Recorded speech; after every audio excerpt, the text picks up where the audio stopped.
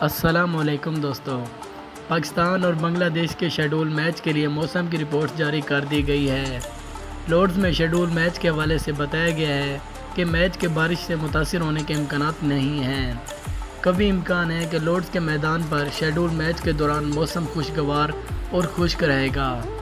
واضح ہے کہ پاکستان کی ٹیم 12ویں ICC عالمی ورلڈ کپ ٹورنامنٹ میں اپنا 9واں میچ اور آخری میچ آج جمعے کو بنگلہ دیش کے خلاف کھیلے گی۔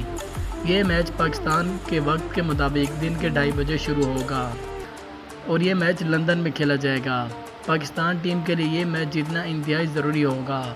پاکستان کی ٹیم ورلڈ کپ کے سیمی فائنل میں پہنچنے کے لیے بنگلہ دیش کے خلاف آج ہونے والے میچ میں ہر صورت میں کامیابی حاصل کرنا ہوگی۔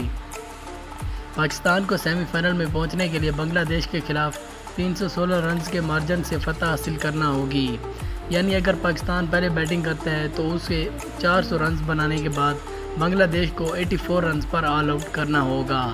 دوستو، آپ کے خیال میں کیا ایسا ممکن ہے؟ کیا پاکستانی ٹیم اتنے بڑے مارجن سے بنگلہ دیش کو ہرا سکتی ہے اور سیمی فائنل کے لیے کوالیفائی کر سکتی ہے؟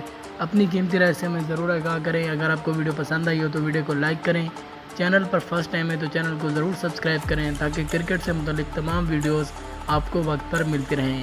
ملتے ہیں اگلی ویڈیو میں، تب تک کے لیے اللہ حافظ۔